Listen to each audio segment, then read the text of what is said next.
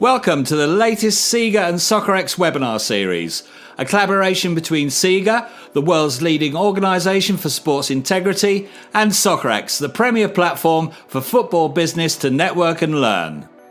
This first episode, No Such Thing as a Crisis, focuses on the topic of the moment, the proposed Football Super League, and explores why the events of the past 10 days should not be seen as the end of change, but taken as an opportunity to start new governance reforms. Moderated by sports broadcaster Rob McCaffrey, tune in and watch our guest speakers cut to the heart of the issues surrounding a topic that has generated more passion and interest for the game away from the pitch than any other.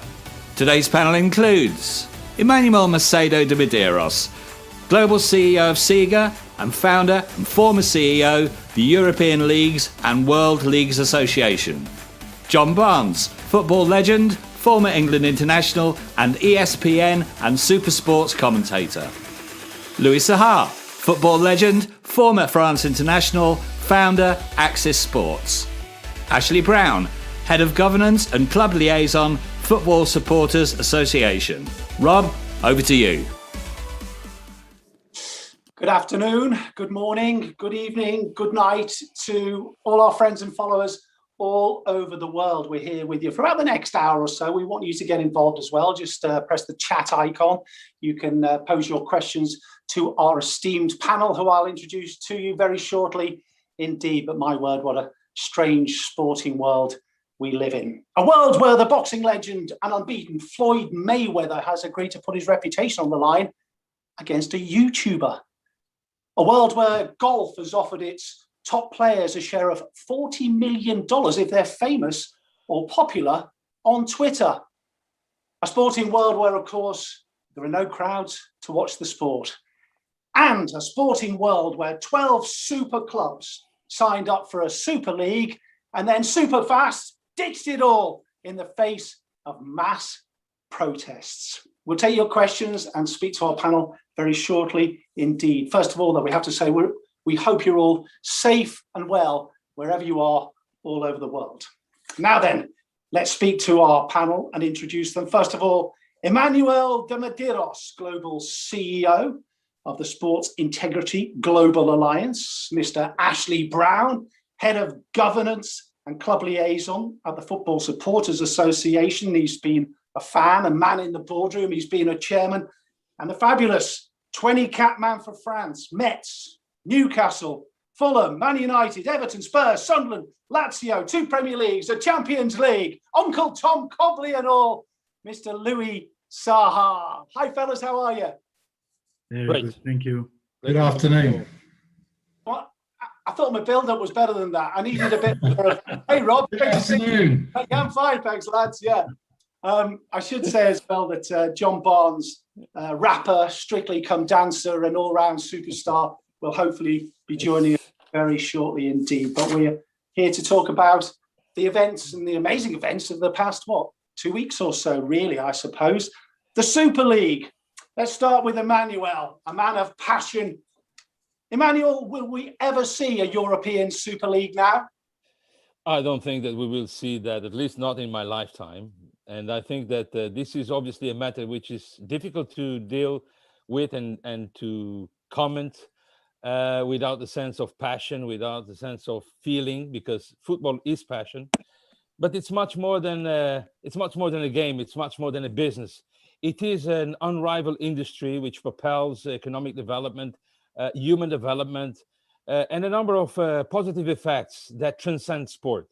And this, in times like this, we must be very blunt, very serious, very frank, and understand that this is a key moment where football, the wider sport and the wider industry needs to look themselves in the mirror and acknowledge what is happening. And what is happening is grave and calls for serious, honest, frank debate, and most importantly, decisions. Because decisions and actions speak louder than words. We have seen this threat of breakaway leagues happening over the past 20 years. I have been engaged in these discussions over and over again. I have seen the gun on the table much too often. And I have seen the way international organizations, starting with UEFA, making concessions over and over again in detriment to clubs, in detriment to leagues. I think this was a vote face. This was a new page that was turned. And I think this also gives us the opportunity and the responsibility of tackling long overdue, deep-rooted problems that the industry is facing.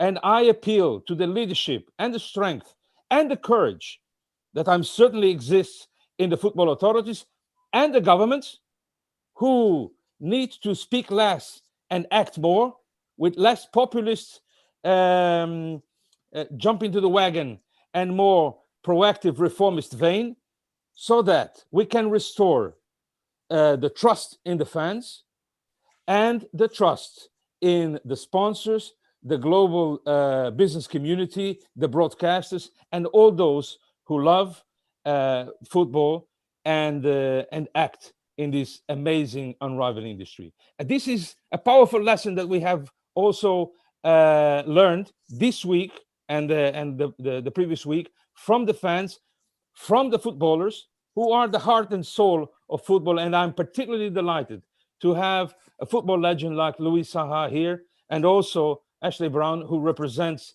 the pumping heart of the fans. And of course, to kick off this second season of the SIGA Soccerex webinar series could not be more exciting. So thank you for the opportunity. Fantastic. We look forward to discussing what should be done and what will be done as we go. Ashley Brown, Football Supporters Association. It was the fans, wasn't it, that changed all this? Yeah, the fans certainly played a huge part in the change. We saw fan activism take place all the way across Europe. All of the clubs involved had fans speaking out against the Super League. And fans are actually quite joined up now, not just in their own countries, but all the way across Europe through Football Supporters Europe and all the various national associations that are out there. So it was good to see that the fans were listened to. And I think what we saw, certainly in the UK at least, is the government respond as well. The politicians saw the passion with which the fans vehemently opposed this, and they responded too. And I think that led partly to the way in which some of the 6 English clubs responded and were the first to pull out.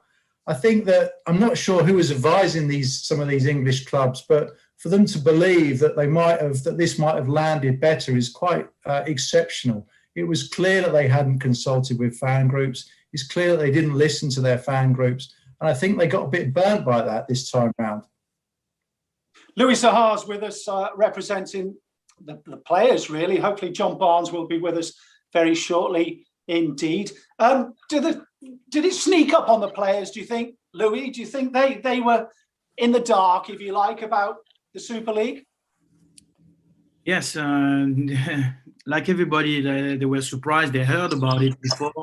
They have understanding about certain aspect of commercial, but they don't understand. They don't have all the information that Emmanuel and others in the industry would have. So they stick to the plan, which is focus on winning games and be part of the beautiful journey of their club. What is sure, when he hit the press, when he hit everybody's face, they just recognize are not, let's say, involved. They are not even concerned about the amount of games they're going to play, or it's the revenue side. It doesn't really matter. When you feel like you are part of an industry like this, you want to be actually, let's say, concerned and be involved to have a better show, because at the end of the day, everyone wants to have the best show possible to offer to the fans, and this is where the actual Super League highlights that everything was ups and down. And I really feel like the players had a very difficult situation because they couldn't under their contract actually speak out openly without having some kind of understanding, knowledge about how to do it. And one of the clever ones done it in a way that they bring the players all together, because this is the thing that they needed to do, as the supporter association has done. They come together to have the same voice. I don't think that the players had organized before. I don't think that the players had really the platform to do that. So when you try to react without all the information, because you haven't been equipped to do that, it's really hard to act and try to put pressure on the, let's say, powerful stakeholders. So it could be sponsors or the president of clubs. So it was very like a big shock. I'm a fan, so I felt like really embarrassed. The first word was like my football that I love was showing to the world how the world is thinking, because football is one of the biggest, let's say, vector of values, and this was tarnished. And I really felt really bad for the players involved right now, because now it's easy for me to talk and speak out, because obviously I'm less, like, let's say, involved in a regular basis. So it was really, really, really hard to take. We'd love your opinions as well. Just press the chat icon, get involved. We'll put some of your questions to the panel as we go. Emmanuel, you've got your finger on the pulse. You know what's going on, but were you rather shocked about how it came about, how quickly it came about, and how quickly it disappeared? I think it was strategically, tactically, a lesson on how not to do these sort of things. I think the moral battle was lost right at the beginning. I think there was also, in the middle of the worst crisis mankind has ever faced, when Europe and the world is crumbling in a humanitarian, health, economic crisis, when people are desperate, when people need football more than ever as an escape, as a refuge for all the suffering. And football is that therapy, that medicine that they need. You see European football, as you know it, under attack, under siege, surrounded by greed. That is inconceivable. That is unthinkable. And many people have been analyzing this and dissecting this and finger pointing. I do not want to finger point. I do not want to name and shame anyone or any club. But let this be a lesson, because this has been happening over and over every 4 years for the last 20 years or plus. This has been happening. So enough is enough. Enough is enough. And also, let us drop the euphemisms.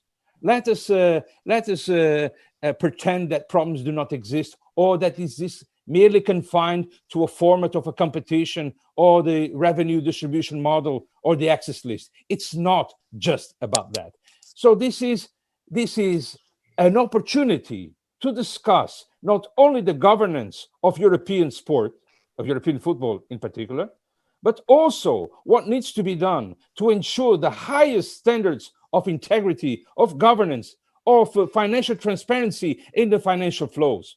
How can anyone with two fingers of foreheads to believe that clubs are impoverished and on financial distress only because of the pandemic, when we know that they have inflated the costs, they have inflated the wage bills, they have inflated the transfer fees, they have inflated the agents' commissions, they have impoverished football finances, despite the efforts done by UEFA with the club licensing system and with financial fair play.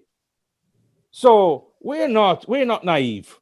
We know what's going on, and it's time to tackle this heads on. And it's also a yellow card to the governments who have been turning a blind eye to all this. So it's time for everyone to assume responsibilities, and get this right once and for all. Because if not, this crisis will leave consequences way beyond the drop of revenue that many are already feeling. But they will come back. And they will come back. But there will be, a big lesson here is that the fans are vigilant.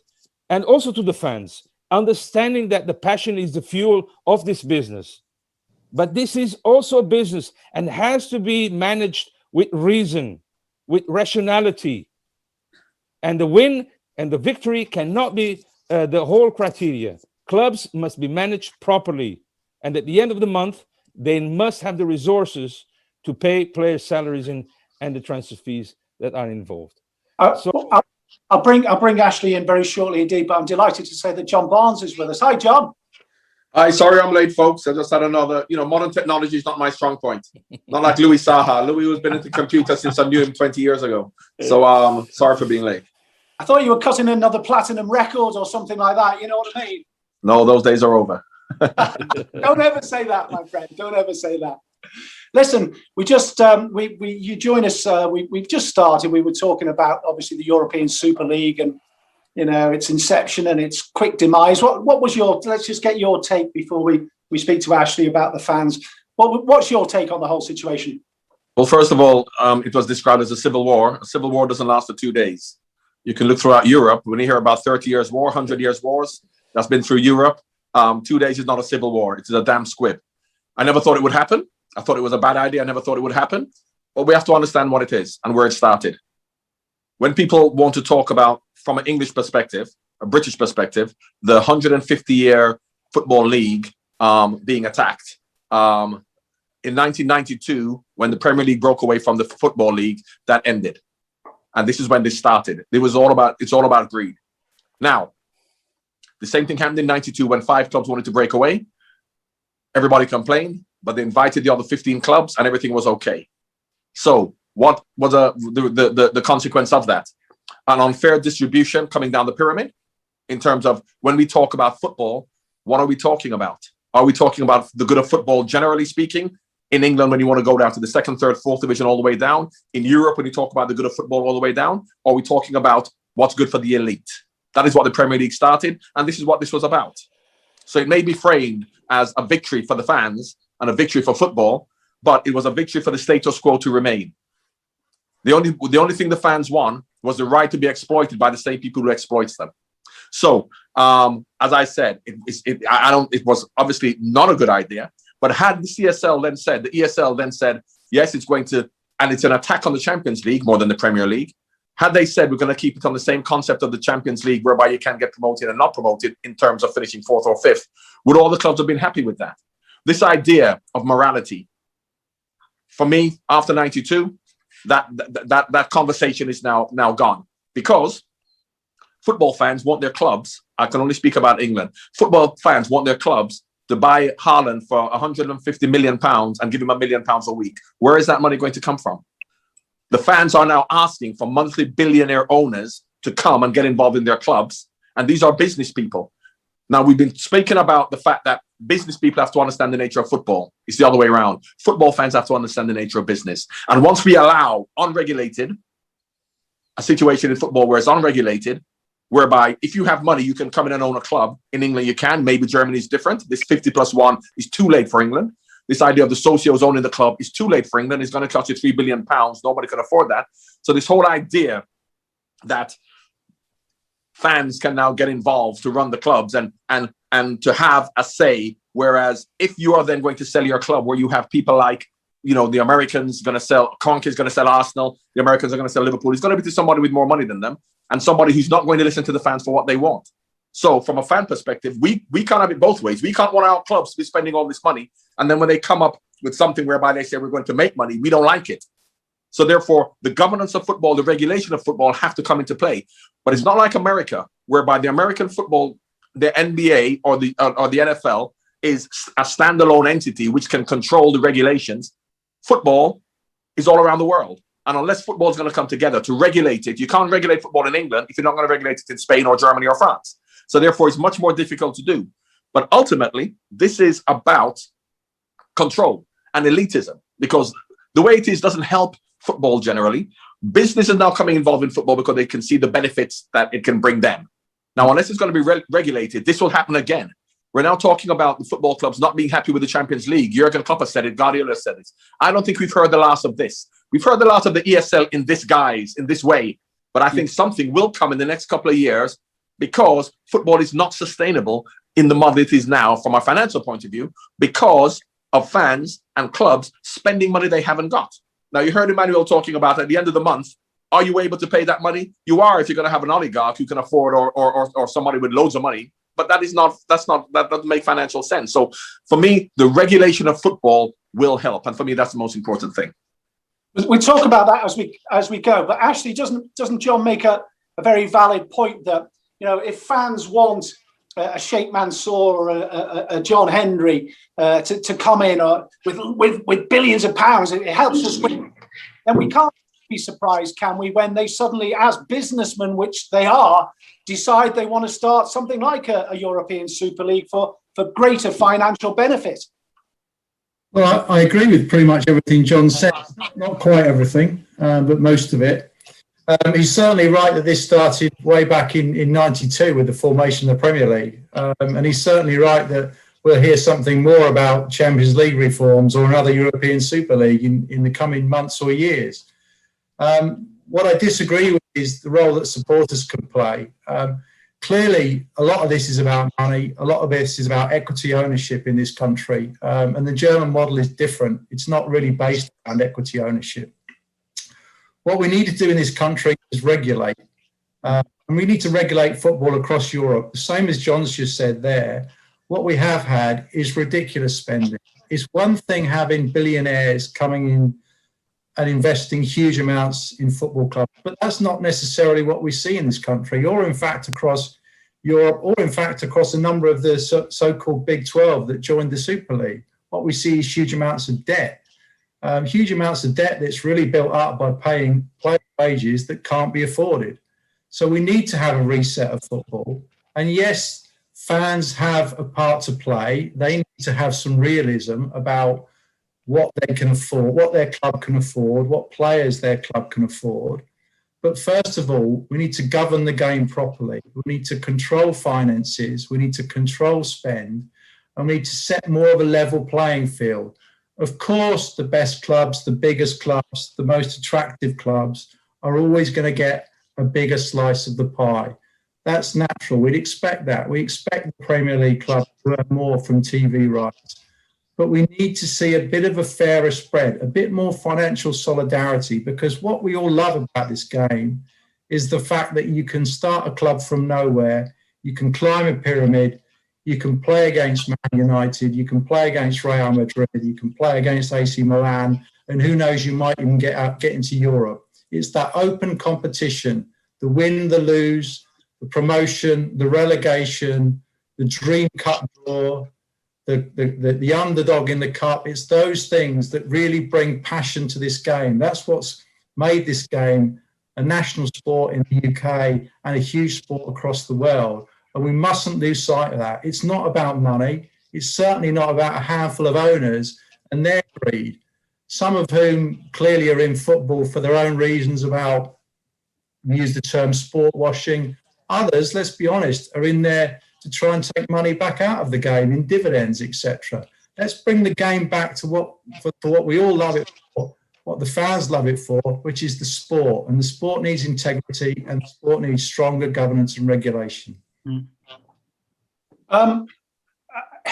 Is the game? I mean, I hear what Ashley's saying, and I must admit, I did think on a slightly different tack. It was a piece of genius from Tottenham who sacked Jose Mourinho while there was an announcement of a European Super League. Talk about hiding bad news. But at the same time, reportedly, Jose received a £15 million payoff. Julian Nagelsmann, who might be going to Bayern Munich, a 21.7 million compensation from Bayern Munich to RB Leipzig. I mean, I think it was £8 million, the solidarity payment, Ashley, wasn't it, to League One, certainly during the pandemic. I mean, how wide is the gap, and how possibly do you redistribute the money, the masses of money that are in the game, to make it a more level playing field? Yeah, we've got to find that fair formula, but we also have to control the clubs that benefit from that solidarity payment, because the problems, and I'm talking specifically about English football here, which is what I know most about, the problems go down through the pyramid. In English football, we have the Championship, which is probably the craziest league anywhere in the world. We have clubs in the Championship in excess of £100 million worth of debt, all because they're chasing this dream of the Premier League. In League One, League Two, and in non-league we have players that are earning thousands of pounds a week, far more than the club can afford. Because of this, we're risking classic footballing assets. Football grounds are being moved out of ownership of football clubs. They're being mortgaged. They're having debt leveraged against them, also that we can try and sustain what is actually unsustainable at this level. So, yes, we need to be a little bit more generous in our solidarity, all the way down from grassroots, and support our non-league. But it's not to help them pay off the debts that they're building up. It's just to help them survive and be sustainable and be competitive. They also have to be sensible and reasonable in the way that they run their clubs. And their fans also have to have a realistic expectation about what's achievable. There's always going to be clubs that have the potential to bring in more revenue. There's always going to be clubs that are smaller, that struggle to bring in the same revenue. But that's football. That's football. Let's just use what's available, use the resources available to make sure that we have facilities across the country for our grassroots, for our youngsters, for our non-league players that they can use 24/7 throughout the week. Let's also make sure that we don't lose any more of our historic football clubs, like we lost Bury a year or two ago, like we've lost Macclesfield and others historically, and also that we don't lose any of our football assets, our training grounds and our football grounds. We'd love your view. Please press the chat icon. Patrick says, UEFA's reformed Champions League looks strikingly like a mini Super League. Have we not just given the power to the known evil? John says, is it not ignorant to say we cannot learn from the US sports? Is there a joint model we could look into? And Marta says, is the 51% fan ownership model a logical solution? John Barnes certainly doesn't think so. Emmanuel, instigate real, meaningful and actionable reforms is the SIGA motto. What do we do? You're talking about a change. You're talking about a great opportunity. What practically do you want to see done? Well, I certainly think that this is a moment where you need to look into the broad picture. You have important discussions to be held. It's a moment where you need to look yourself in the mirror. By looking yourself in the mirror, I mean the whole football family, the whole football stakeholder community. This requires a huge discussion because the future of football is at stake. The governance model, the financial model, the financial sustainability of sport, the solidarity that is indispensable, but also the integrity. I have seen millions and millions being poured into sport over the past 20, 30 years, and that is welcome. It's a sign of a pumping industry, successful industry with a huge, unrivaled growth potential. That is welcome. But I question, who are these investors? Well, what are their motivation? Where is this money coming from? Where is it going to? Because otherwise we are fueling speculation and we are feeding financial opacity, which opens the door to organized crime. Unfortunately, these are not just words. This is not just semantic. It happens. I have been the whole morning participating in the meeting of the G20 where corruption in sport was on the table. So this happens. So if we want to preserve and safeguard sport and its true essence, what feeds the passion of the fans, what feeds the legitimate interests of the sponsors, the broadcasters, even the investors, is the integrity of sport. And this is what we want to preserve, with good governance, with financial integrity, with sports betting integrity, with youth protection, so that we can all enjoy and have pride in a sector that has everything to succeed. But this requires for courage and long overdue reforms. Those reforms that we profess are encapsulated in our universal standards, and they will go through implementation this year. UEFA will be, for example, one of the organizations that has already committed to implement them, so that in addition to a balanced, sustainable sporting model that takes into account the legitimate interests of all the stakeholders, that balances international football with domestic football.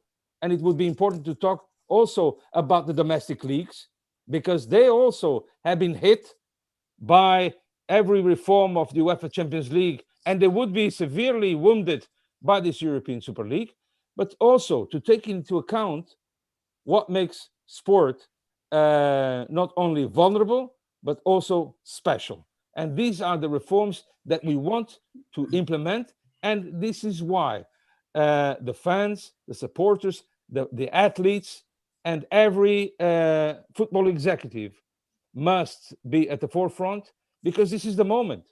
We have been ignoring this for far too long. What happened this week is just the tip of the iceberg. What happened to the 90% of the issues that we know exist and are not being tackled? I think this is the moment, and this is a call for action. Jordan Henderson, go back to British football as a captain. It ended up on a WhatsApp group talking to fellow Premier League captains, John Barnes, Louis Saha. Shouldn't footballers be talked to and asked their opinion on how this all shakes down in the end? Yeah, definitely. I think John and I are maybe a bit different generation without saying any age, but I think it's the tech that is available today in terms of like communication. Social media is something some players like it, some don't. But the power of like communicating and having an influence is right there. But the problems, as Emmanuel highlighted, that's like a very big opacity. So it means that nobody really understands, nobody see things in the way that they are. And it's really hard to educate the players, really hard to actually inform them in a very transparent way. So then have an influence, taking decision is something, but you need to analyze things. And for that, you need the information. So what we provide, or what we try to provide on Axis Stars journey, is to really get a simple platform for players, for athletes to go there with the right organization, with the right, let's say, stakeholders to actually communicate and inform and get that sense of equipped. Being equipped is very important. And like this, you have that confidence. And I think that to be like giving a proper example is like me, like having finished my career like 6-7 years ago. And now you can hear the expertise of John, like having like that kind of like understanding the actual information, the experiences, 92, we can actually relate that. It's very important for Jordan and Dustin to hear them, you know, but they don't have access to this moment where we can really talk about business. The only thing they're gonna see is things on Facebook, on Twitter, on Instagram, and this is distraction. We try to go to the point and take decision, and we bring them to the commercial aspect, maybe the performance aspect, but not on the business aspect. So there is a moment where the information need to be really created, really like being put in place, that the mentors, the one like you guys, having like understand the industry, the impact of what happened before, to be like translated to those guys and different generation. They can't hear PDF and read PDF and stuff like this. You need to be simplified. Yes, what is the thing that happened? What is the thing that we can do? What is the thing that in terms of vision we have up front? We want integrity, how to do it. And this is what is now, it's impossible in the current ecosystem to ask integrity when everything is corrupt, when everything is opaque, when everything is like kind of like indirect, a lot of intermediaries.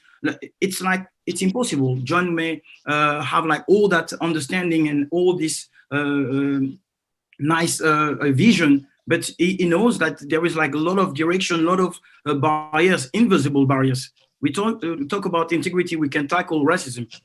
Look what has been happening. Yes, we're gonna close the actual social media for a week or two, or doing T-shirt and all that. But what is happening? The decision is not powerful enough.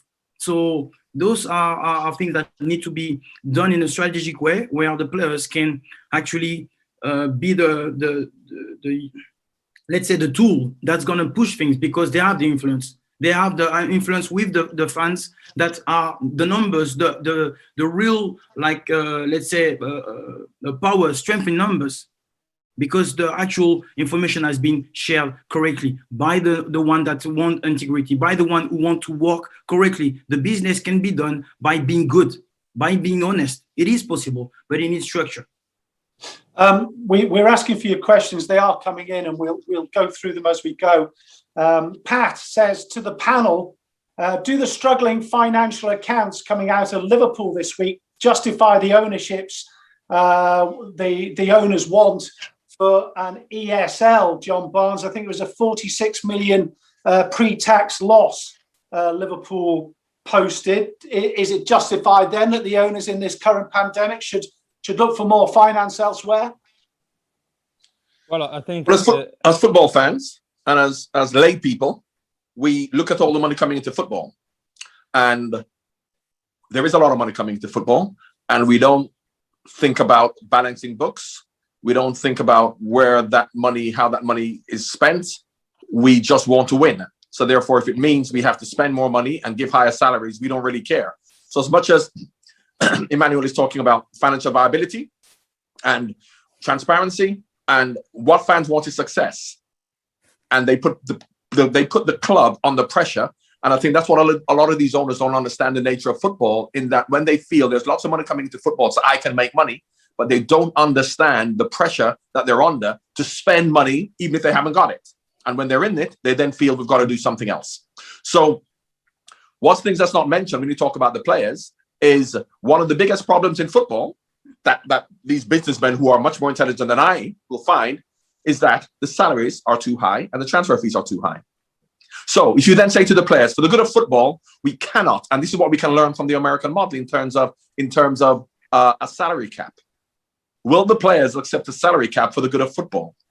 And the salary cap isn't necessarily going to harm Erling Haaland or Lionel Messi from earning the money, but it'll stop agents getting the money they're getting. It'll stop the so-called average players earning £250,000 a week, because that seems to be the problem in football. So when we're talking about the solution to the problem from a financial point of view, it's easy pointing the finger at multi-millionaire owners, but you have to look at the governance and the structure within football to then say, for the good of football, are we going to come together and say this is what needs to be done? And I think that is what does need to happen. So from that point of view, who do we believe have the keys to the solution? It has to be a multi-agency approach to say, for the good of football, for the money to trickle down the pyramid, because players will still get paid very well. When you talk about a salary cap, players still get paid very well, but it is unsustainable at the model as it is now. And for me, that is the reason why. Now, that's why, it's a John, very...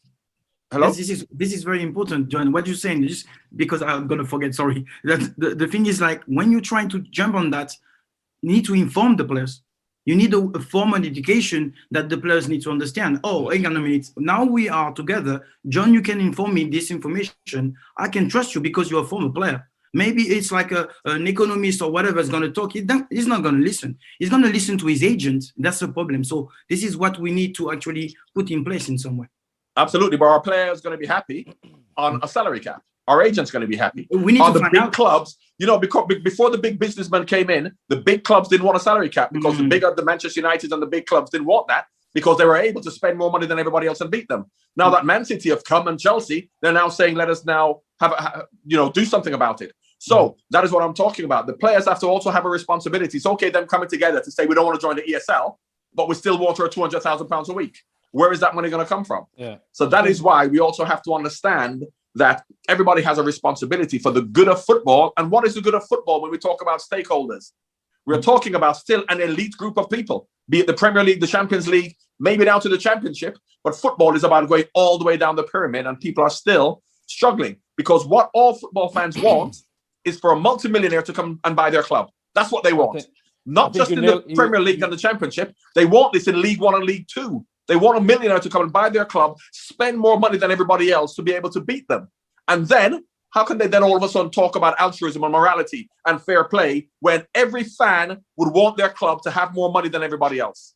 You nailed it in the head, John, twice. First, when you said that the average fan, what he wants is not break even and balance the books. What he wants is a win on the pitch, a victory in the pitch. That's it.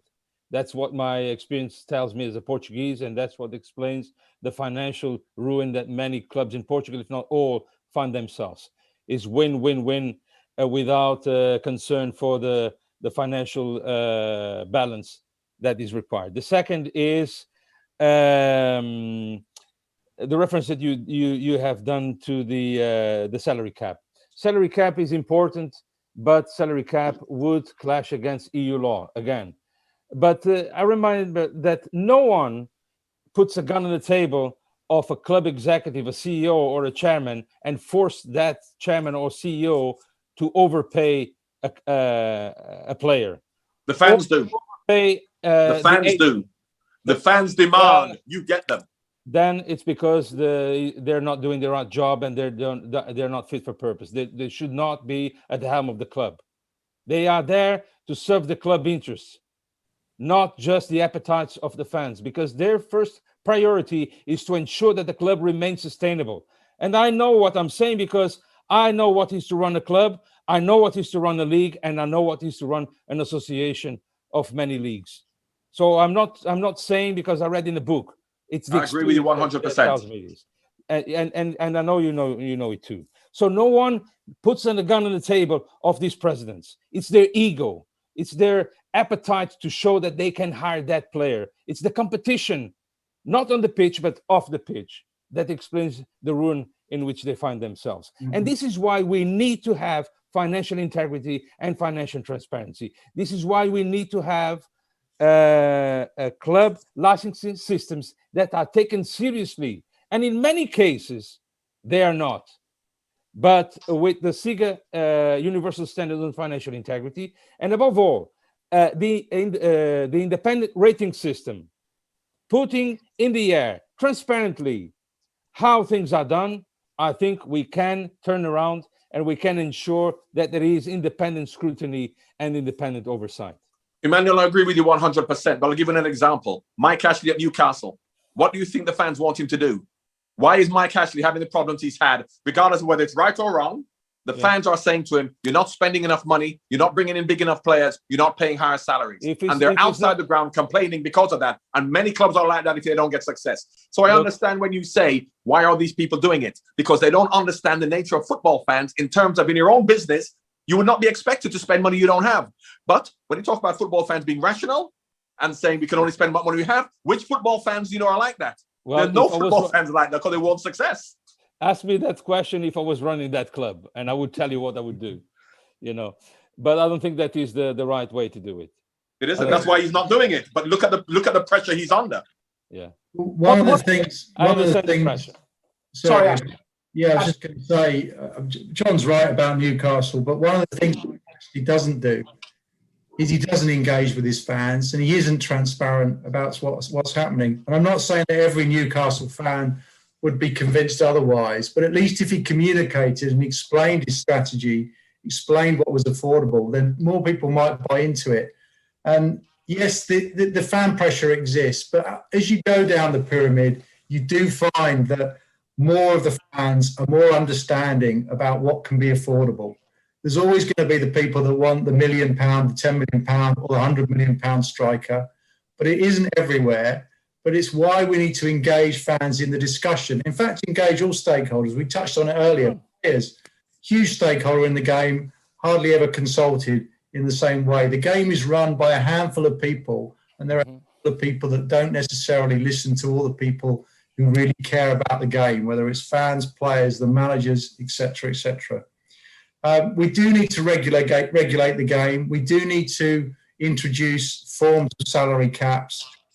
And those really need to be across the squad, clearly, for various regulations that exist across Europe around what people can earn and restricting what they can earn.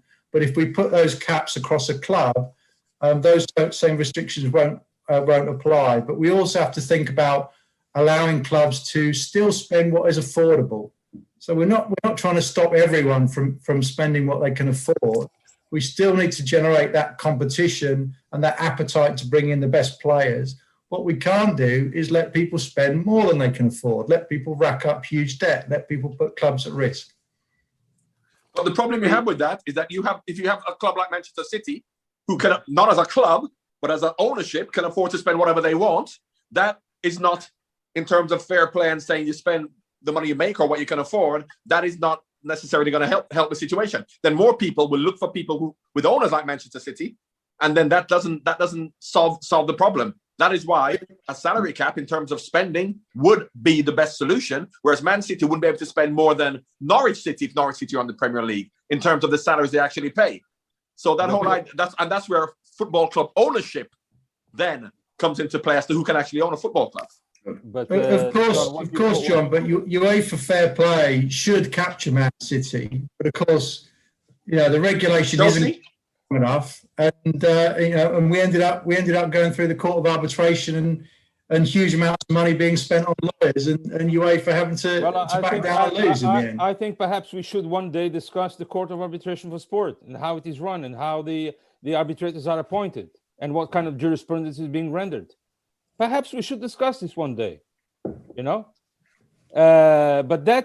we should not throw the baby out with the bathwater, because the UEFA club licensing system, I tell you this genuinely, it is the best antidote that was put in place since 2000, and that was the reason why European club finances didn't go down the drain, because until then the clubs were accumulating losses after losses after losses.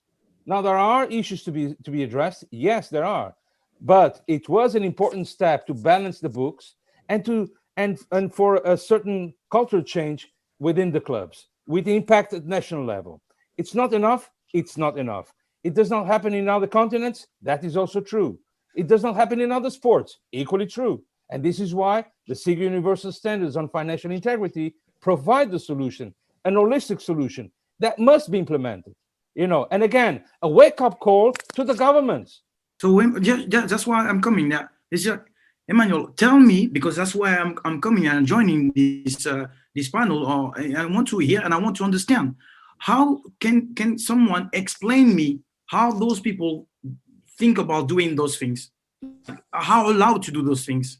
And it's still, like you said, like 20, 25 years you've been on and you're still seeing those things. Why government are not doing it? So how we can expose them, how we can force them as a unit, like fans and players, like main actors. But we have no say. We have no education, no understanding. It's like, so we say, oh yes, in 92, we have opened the door and now it's too late.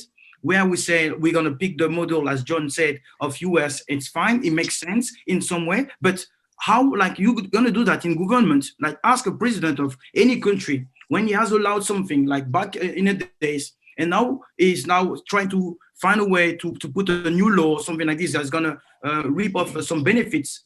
You see people on the street. So exactly. and it's really hard to put in place. So why can't you do something in terms of explanation that makes sense, that is simple to understand and to apply? I understand, Louis. I understand the frustration. I understand that people are getting frustration and anger because the solutions are there. It would be easy to implement and it would tackle the problems and make everybody's life easier. The fans, the sponsors, the broadcasters, those who invest their passion, those who invest their reputation could be safeguarded. But either because it is not convenient or because there is simply no political courage, we still continue to adjourn these solutions. I'll give you one example. I have been championing for more than 15, maybe 20 years for a clearinghouse for players' transfers and financial transactions. Where is this clearinghouse? It would be easy. It would be easy. I have been calling for FIFA to do it. Apparently, Johnny says, we're going to do it. But when? Yeah. When? In 5 years' time? That's what I'm saying. When you put this information, Emmanuel, this is simple. It needs to be shared in the right platform. Like fans can hear about it, like players can hear about it. It's simple, and we bang on the door every day, every damn day, to actually those guys who make decisions and hide behind whatever, like process, commercial deals, or whatever it is. And this is what I'm saying. We are both passionate, and I know we've been speaking about it like quite a lot about this. Those process and like people drag me into meetings like for hours. I don't want that anymore. Exactly. And this is why the beauty and the merit of the SIGA independent rating system is that everyone can judge independently, openly, objectively, where every sport organization is in terms of financial integrity and transparency. so that they can judge whether that club, whether that federation, that league, that international sports organization justifies their passion and their investment. Because until now, there is no safety net, there is no insurance, there is nothing. You know, it's a shot in the dark.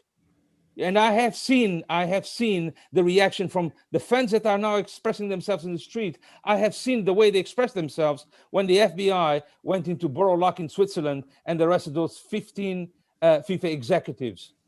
You remember what they were saying? They were demanding satisfaction to big brands, big corporations. Why are you sponsoring FIFA back then?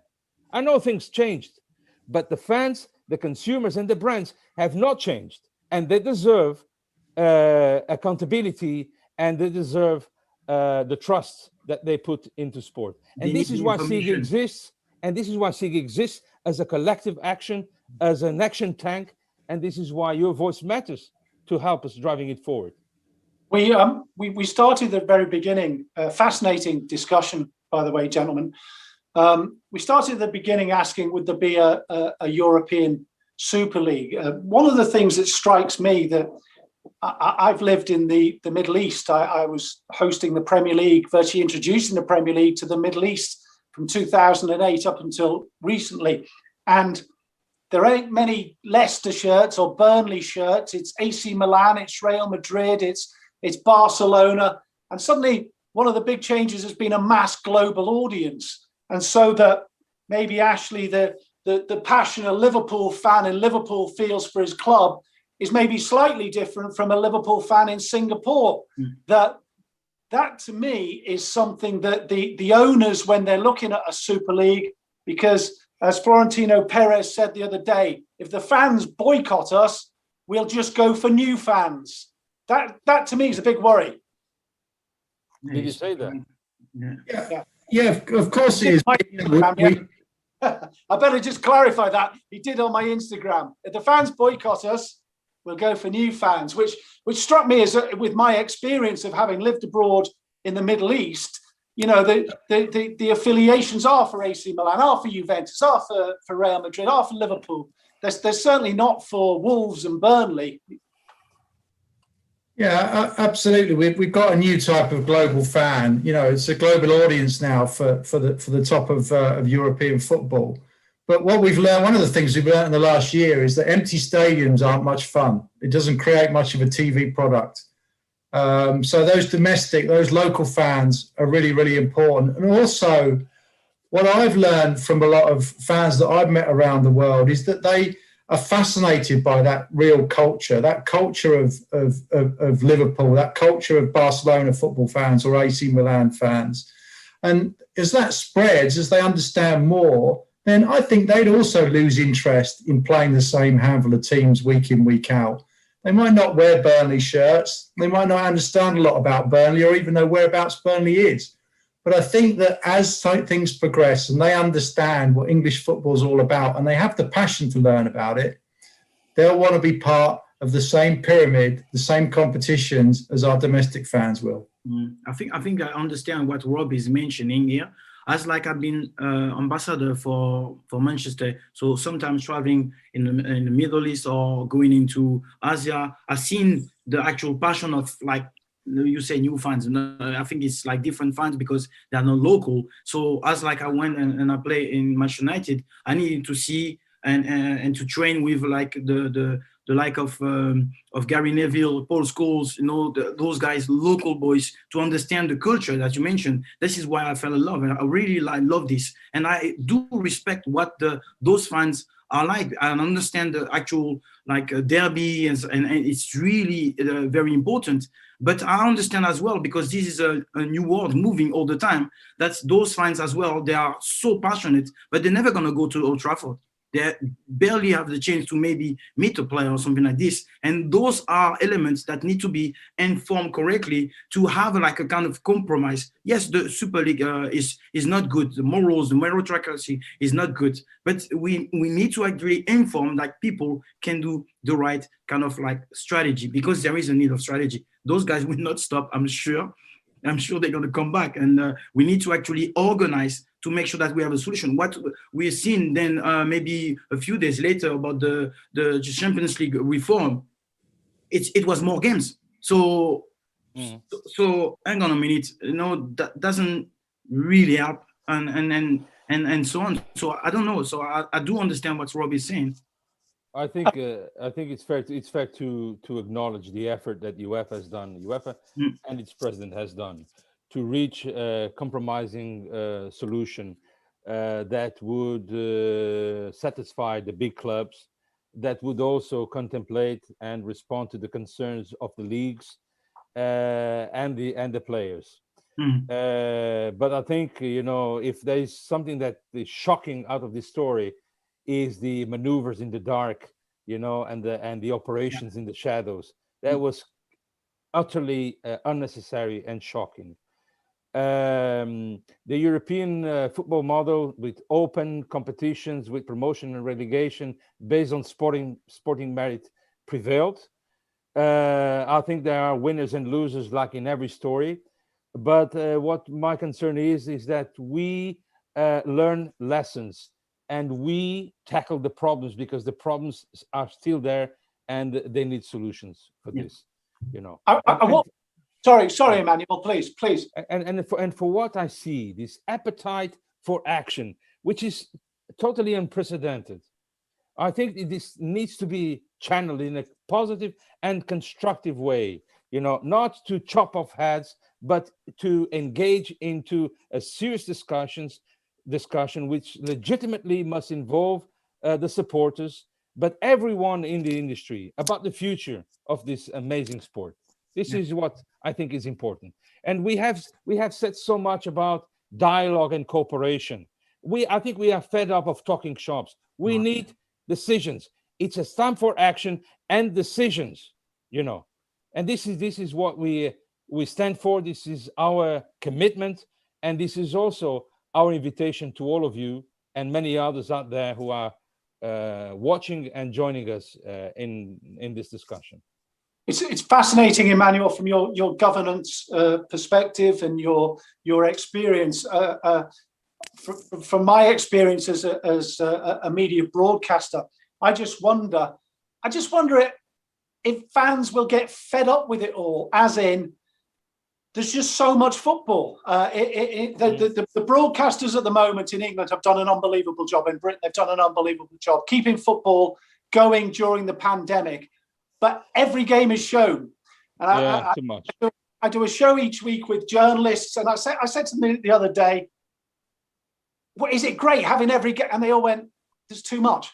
Look to the amazing rise of esports. Yes. If that is not a wake-up call, then what is a wake-up call? The Club World Cup gets expanded. The Champions League gets expanded. It literally, I mean, too much of anything is too much. I just genuinely, because whereas upon, and Louis would probably say the same, Ashley might say the same. 5 years ago, you go, wow, this is, somebody's playing somebody. This is fantastic. Now you sort of go, Ashley, on your take on it. But that's I think it's the key message. This is a time where we need to put egos aside, vanities aside, and have a serious discussion. There is no need for all this competition. New competitions, national, international, pumping up like mushrooms, at the expense of the players, the athletes, whose fatigue is perhaps an ignored topic. Like if it was insignificant. It is not. Too much sport on audiovisual. Again, we are killing the plant by putting too much water. I think it's a serious moment that requires a reflection, so that we can continue to enjoy and to seize this amazing sport. Ashley? Yeah, just very quickly, as we're running out of time, obviously. But yeah, I grew up in a time where we had match of the day and the big match, and that was pretty much it. So it's great that we've got more football. But of course there will be too much. People will pick and choose what they want to watch. There is a saturation point. And to me, the other thing that's important is access to everybody, because a lot of football in this country, at least, is behind some sort of paywall. Not everybody can afford that. And and we want kids to be able to have access to football. That's one of the things that we need to think about as well. We've got to hurry up because Louis Sahar's going to commentate on PSG against Manchester City tonight. Louis, just before you go and before we wrap up, who's going to win? I'm really not a big supporter of Man City, so for some reason I think that PSG is going to win. Listen, gentlemen, thanks Louis Sahar, Emmanuel, and Ashley Brown as well. It's been an absolute pleasure chatting to you. Thanks for all your questions as well, everybody. Please join us again when SIGA and Soccerex get together. The second of the webinar series is on the 12th of May. We'll give you good warning. Thanks, guys. Really enjoyed it. Thanks to John Barnes as well, whose technical issues, he fell off the computer or something, or fell off his chair. He did something. Everybody out there who's followed us today, please stay safe and well from all of us. Thanks very much. Thank you. Thanks, everyone. Thank you.